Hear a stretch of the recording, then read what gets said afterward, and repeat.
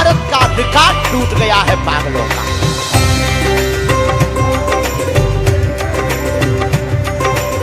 कथा के इतिहास का रिकॉर्ड टूट गया है। आज तक ऐसा नजारा हमने तो नहीं देखा है।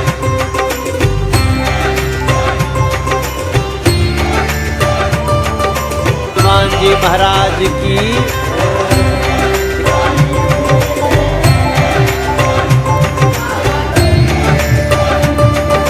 रामचंद्र भगवान की जय, बागेश्वर धाम की जय, सन्यासी बाबा की जय, जय बिहार।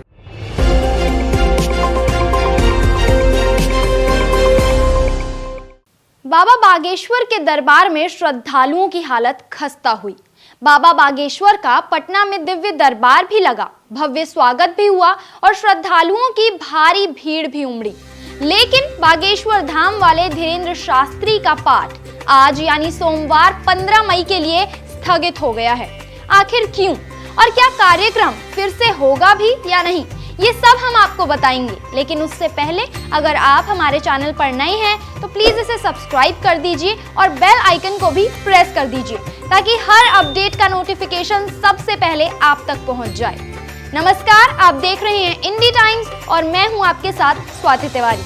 ये तो आप सब ही जानते हैं कि बागेश्वर बाबा का 13 मई को पटना में आगमन हुआ था, जिसके बाद उनका स्वागत बड़ा ही भव्य रहा। उन पर फूल तक बरसाए गए। श्रद्धालु उनकी एक झलक पाने के लिए एयरपोर्ट तक पहुंच गए और यही नहीं, खुद भाजपा सांसद उन्हें लेने एयरपोर्ट पहुंचे और बाबा की एंट्री मनोज तिवारी के साथ बड़े ही शानदार तरीके से हुई। आइए आपको एक बार फिर से उनकी ग्रैंड एंट्री की एक झलक दिखा देते हैं।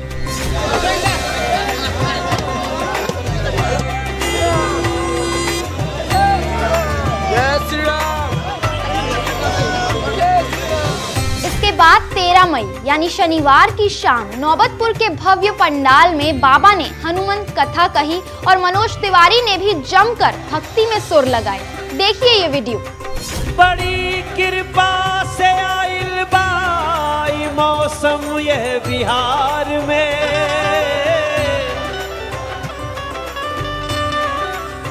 बागेश्वर धाम के वायागमन, गंगा के दयार में। कुछ इसी तरह बाबा बागेश्वर का कार्यक्रम 14 मई को भी जारी रहा, जिसमें श्रद्धालुओं की भीड़ बेकाबू थी और उसी के चलते भक्तों को एक बुरा समाचार मिला। जी हां, राजधानी पटना से सटे नौबतपुर के तरेत पाली मठ में बागेश्वर धाम के पंडित धीरेन्द्र शास्त्री की हनुमंत कथा में श्रद्धालुओं की इतनी भारी भीड़ उमड़ी थी कि उसे देखते हुए दूसरे दिन ही रविवार को बहुत जल्द हनुमंत कथा का समापन समय से पहले कर दिया गया। इसके अलावा 15 मई को लगने वाला दिव्य दरबार भी स्थगित कर दिया गया है। बागेश्वर बाबा ने श्रद्धालुओं से कथा में नहीं आने की अपील की है। धीरेन्द्र शास्त्री ने कहा कि श्रद्धालुओं की इतनी भीड़ है, ऊपर से भीषण गर्मी, भीड़ के कारण धूल उड़ने से लोगों को घुटन महसूस हो रही है। हालांकि कई लोग वहां पर बेहोश भी हुए। श्रद्धालुओं की किसी तरह की परेशानी ना हो, इसलिए आज यानी 15 मई को बागेश्वर बाबा का दिव्य दरबार नहीं लगेगा। इसमें कोई दो राय नहीं है कि बाबा के भोजपुरी आमंत्रण से लोग इतने गदगद हुए कि दिल खोल के सभी भक्त बाबा के दरबार में टूट पड़े।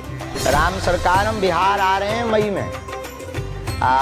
बिहार आ रहे हैं हम 13 मई से और पटना आ रहे हैं। आज ही हमारी वहाँ की चर्चा हो रही थी और बिहार तो ना का बात हो रहा, सब ठीक बानी, जुग जुग जियाला अमर हो गया। गोड़ लागू तो बड़ा आनंद आएगा।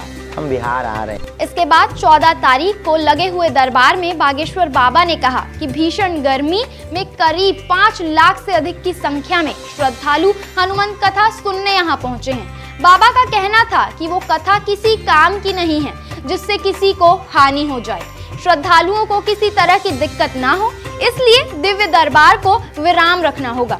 हालांकि उन्होंने ये जरूर कहा कि 5 दिन कथा चलती रहेगी, सिर्फ दिव्य दरबार नहीं लगेगा। बिहार पटना नौबतपुर तरेत पाली मठ में चल रही 5 दिवसीय श्री हनुमंत कथा महामहोत्सव में अपार समुदाय, लाखों लोगों का, पागलों का हुजूम जुड़ने के कारण आज कथा समय के पहले विराम कर दी गई। कथा अपने समय पर रहेगी, 5 दिन रहेगी, कथा रद्द नहीं हुई है। लेकिन ये प्रार्थना की गई कि अब बाकी लोगों को, शेष लोगों को आने की आवश्यकता नहीं है, क्योंकि वहां आसपास के क्षेत्र में बहुत जाम हो गया है, 2.5 घंटे के लिए, 3-3 घंटे के लिए। इसलिए हमारी प्रार्थना है कि घर से, टीवी से, मोबाइल से आप कथा देखेंगे, अपने समय पर कथा होगी। और अब बाहर से चलकर आने वाले लोगों के लिए प्रार्थना की गई थी, ये हम आपको बता दें, भ्रम में ना रहें। तो सुना आपने बाबा को, अब आपको कुछ हैरान कर देने वाली बात भी बता ही देते हैं। जी, लालू के बड़े लाल बागेश्वर बाबा के कितने बड़े विरोधी हैं, ये तो हम सब जान ही चुके हैं। उन्होंने बाबा के बिहार आगमन से पहले बड़ी बड़ी बातें भी करी कि बाबा का घेराव करेंगे, दरबार नहीं लगने देंगे, ये और वो। लेकिन तेज प्रताप की बड़ी बहन ने बिल्कुल इसके विपरीत काम कर दिया। जी हाँ, तेज प्रताप की बहन रोहिणी ने 14 मई को बाबा के दरबार में अर्जी लगाई और पर्ची की अर्जी से मन की बात जान लेने वाले बाबा बागेश्वर से लालू की बेटी रोहिणी ने बड़ी चीज जानने की बात कर दी। 15 मई को बाबा लोगों के नाम वाली पर्ची निकालने वाले थे, जिसमें रोहिणी ने बाबा से अपनी अर्जी लगाते हुए कहा कि पर्ची वाले बाबा से यही हमारी विनती है, बिहार के विशेष राज्य के दर्जे की मांग हमारी करनी पूर्ति है। तो आप ही बताइए, क्या खुलेगी तेज की बहन की पर्ची और क्या बाबा सुनेंगे रोहिणी की अर्जी और क्या बन पाएगी फिर बिहार में इन्हीं की सरकार? आप इन सवालों के जवाब हमारे साथ कमेंट में जरूर शेयर करें। वीडियो अच्छी लगी हो तो लाइक करें, शेयर करें और फिलहाल मुझे इजाजत दें। नमस्कार।